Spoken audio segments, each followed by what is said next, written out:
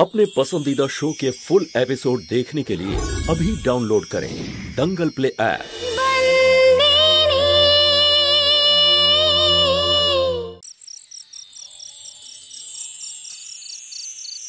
জলও শেষ হয়ে গেছে। তোরাল,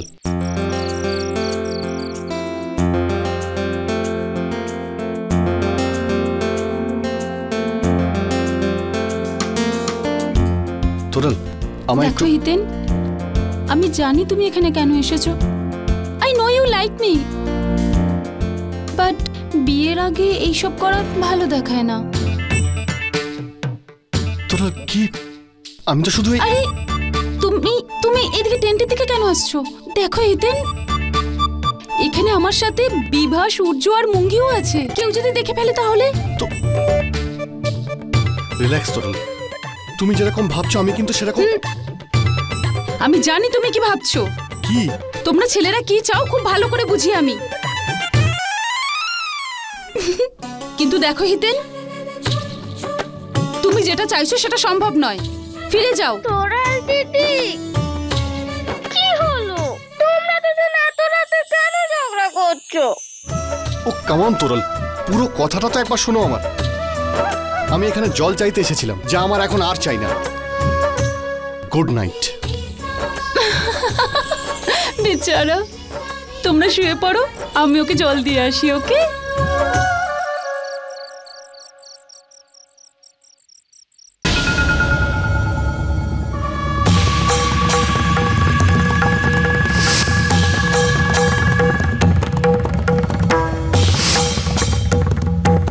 এমন কি থাকতে পারে যেটা সন্তু আমাকে বলতে চাইছে না?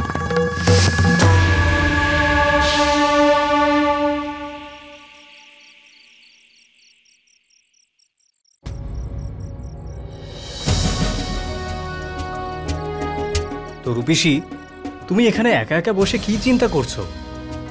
মৌলিক, একটা খারাপ খবর আছে।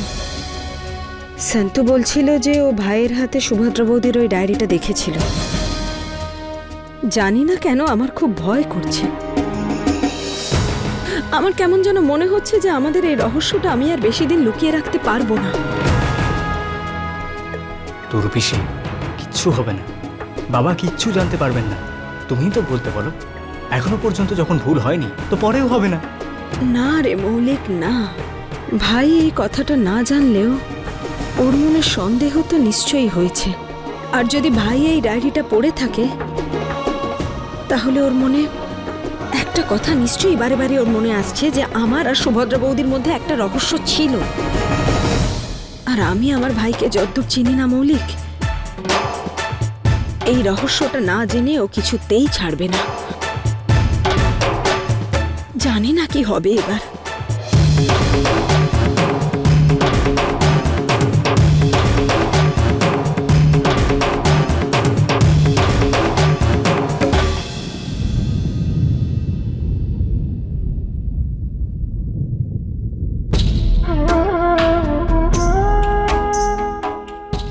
আর আমি চাইবো না কখনই যে তোর আমার সম্পর্কের মধ্যে এটা হোক। কোন একটা বিষয়ের কারণে তোর আমার মধ্যে সম্পর্কটা খারাপ হয়। জানা খুবই দরকারি যে সুভদ্রার ডায়েরিতে যে পাতাগুলোতে ওই রহস্যের কথা লেখা ছিল, ওই পাতাগুলো তুই ছিঁড়ে ফেললি কেন? আমার কাছে এটা জানা খুবই গুরুত্বপূর্ণ যে সেই রহস্যটা কি। এবার বল, কি ব্যাপার আসলে? হে ভগবান, আমি কি করব? আমি কিচ্ছু বুঝতে পারছি না। একদিকে আমার আর মালিকের সম্পর্ক, আর একদিকে ছোট পিসির জীবন, ওনার সম্মান। আমি কি করে বাঁচাবো? আমি কোনো পথ দেখতে পাচ্ছি না। কি করি আমি?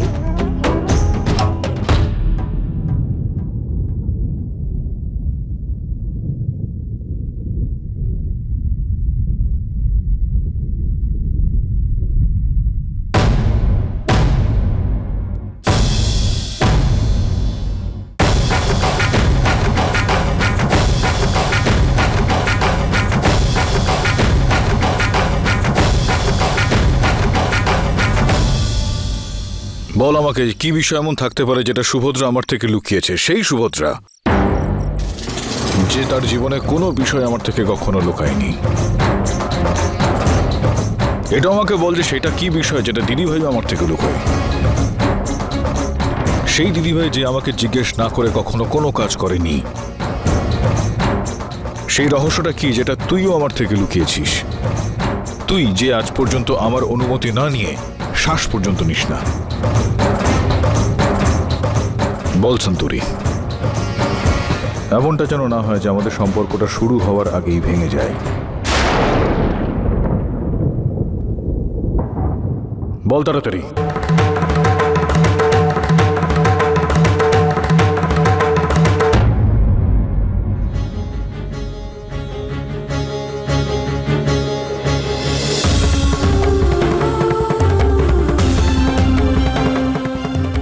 কারণ তো আছে মালিক, যে ছোট পিসি মালকিন আর আমি আপনার কাছে কথা লুকিয়েছি।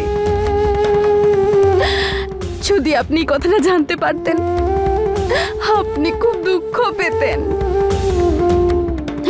আর আমি চাইনি ছোট পিসি আর আপনার মধ্যে দূরত্ব আসুক। এই জন্য আমি আপনার কাছে কথাটা। ঘুরিয়ে ঘুরিয়ে কথা বলা দরকার নেই, সোজাসুজি বল বিষয়টা কি। আসলে সত্যিটা হলো মালিক যে যে ছোট পিসি বিবাহিত।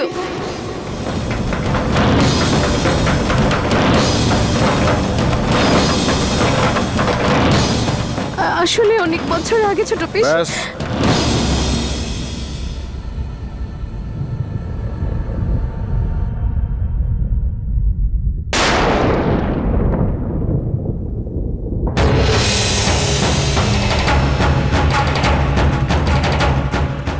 আমার কথাটা শুনুন মালিক।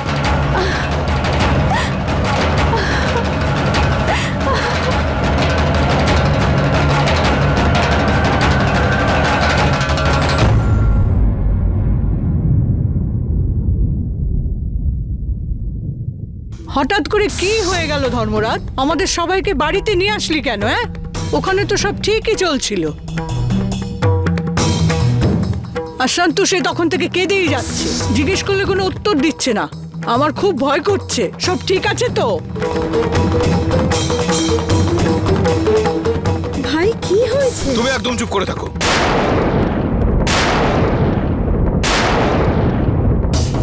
কেন নাটক করছো তুমি?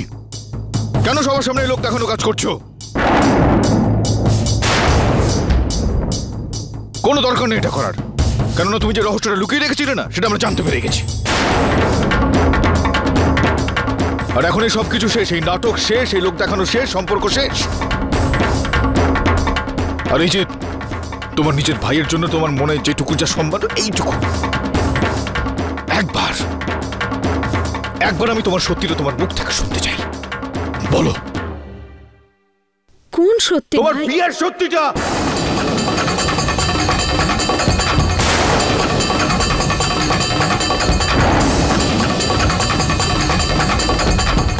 এত বছর ধরে তুমি বিবাহিত, সেই সত্যিটা তুমি লুকিয়েছো আমাদের কাছে।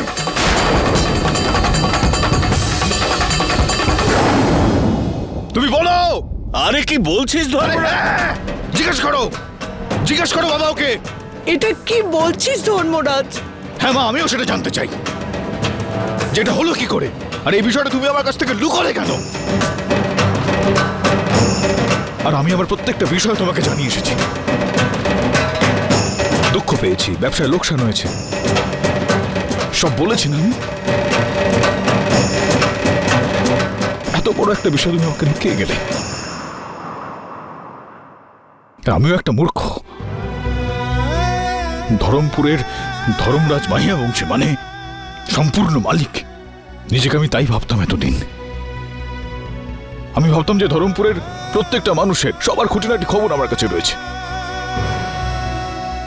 কিন্তু আমার বাড়িতেই আমার দিদি ভাইয়ের এত বড় একটা খবর আমি জানি না। আর হা করে আমার মুখের দিকে তাকিয়ে থাকো না, তুমি বলো তো কি হয়েছে। দেখ ভাই, পরিস্থিতি এমনই হয়েছিল যে আমার হাতে কিছু ছিল না, আমি নিজেকে সামলাতে পারিনি। এটা সেই সময়ের ঘটনা যখন তুই ব্যবসার কাজে বাইরে গিয়েছিলি আর বাবা সমাজসেবীদের ধরতে ব্যস্ত ছিল।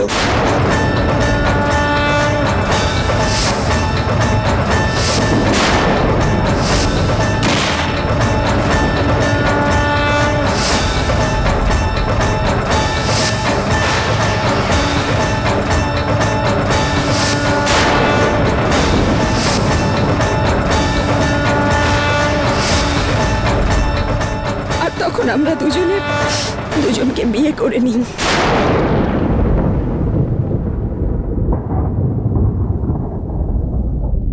তুই জানিস ভাই আমি কাকে বিয়ে করেছিলাম? কাঞ্চি বাগেলাকে।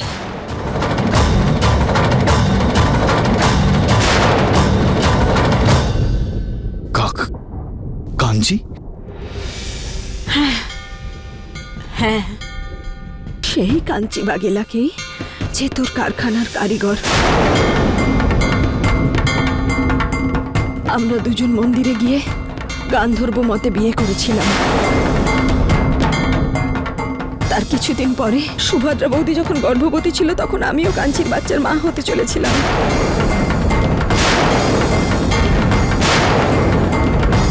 তখন আমরা দুজনে এটা ঠিক করি যে এই কথাটা আমরা আর কারোর কাছ থেকে লুকোতে পারবো না।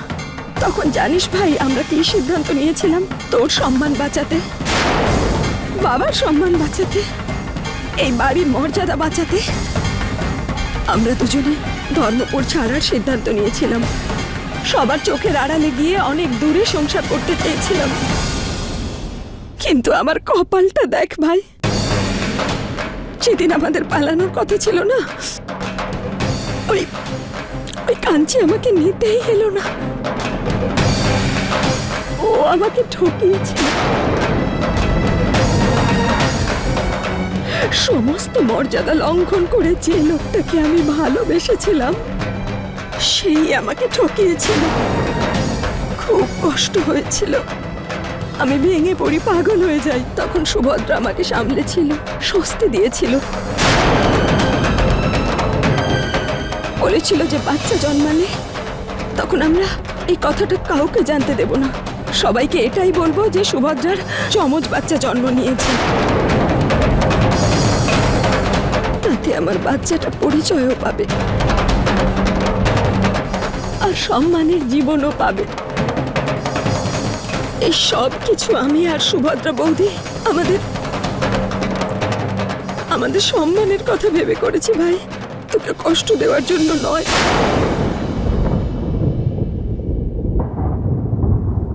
আর আমার গর্ভ থেকে মৌলিক জন্ম নেয়।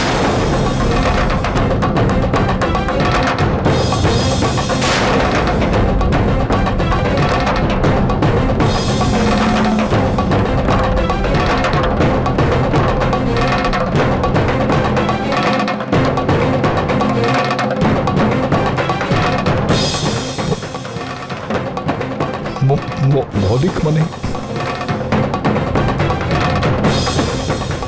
আমার ছেলে নয়?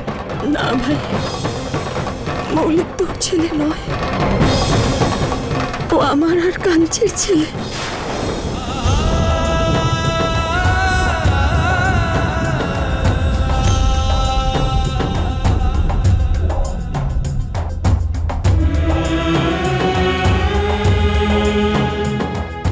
দেখ, আমি আর সুভদ্রা তোকে এই কথাটা বলতাম, হ্যাঁ রে বলতাম, কিন্তু তারপরেও পরিস্থিতি আবার এমন হয় যে আর বলেই উঠতে পারিনি। কাঞ্চি নিজের ছেলে ভেবে তোর ছেলেকে তুলে নিয়ে যায় আর নিয়ে গিয়ে ওই সেন্তুরির মা বাবার কাছে দেয়। আর নিয়তির খেলা দেখ ভাই, ওই সেন্তুরির মা বাবার সাথে তোর বাচ্চাটাও অ্যাক্সিডেন্টে মারা যায়।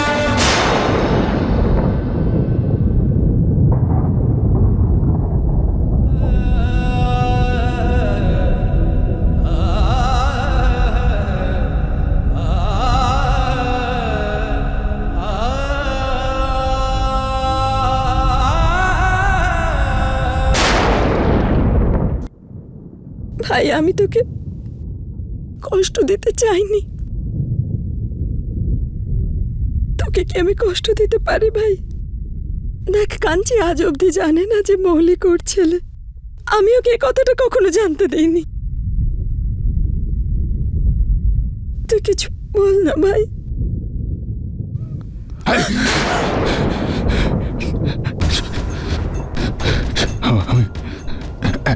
একটা কথা আমি শুনতে পারবো না।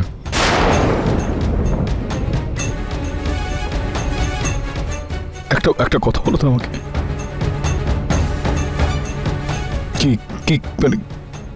কি খামতি ছিল আমার মান সম্মান ইজ্জত? ভাই কথাটা তার নয় রে ভাই। তাহলে কেন এরকমটা আমার? তুমি মানে বাইরের লোকজনের সঙ্গে আমি লড়ি এই বাড়িটার প্রতিষ্ঠা, মান সম্মান সবকিছু বাঁচানোর জন্য। আর তুমি এরকমটা বলোনি কেন আমার যে আসল শত্রু আমি বাড়িতে পালন করছি?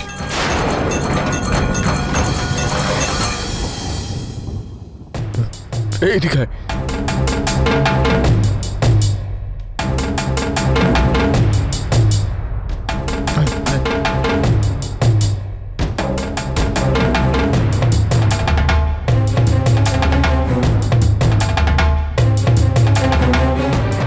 তুই জানতি এটা বাবা?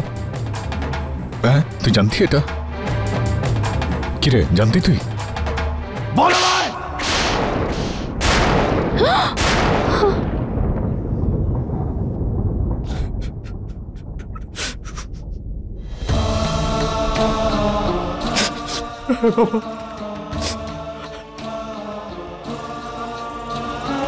আজ তুই প্রমাণ করলি যে তুই আমার সন্তান নোস।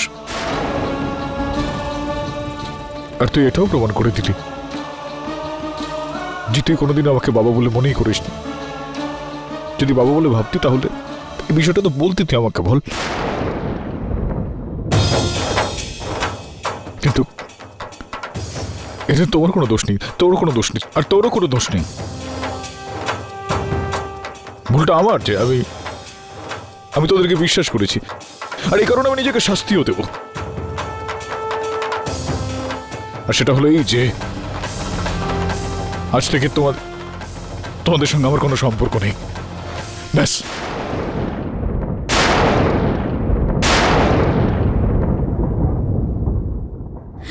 আরে যে তুই আমার সহধর্মিণী হতে চেয়েছিলিস না, সেটা কি করে সম্ভব বল? একটা মনের কথা তো তুই আমার সঙ্গে বলে উঠতে পারলি না। গোটা জীবন কি করে কাটাবি আমার সঙ্গে?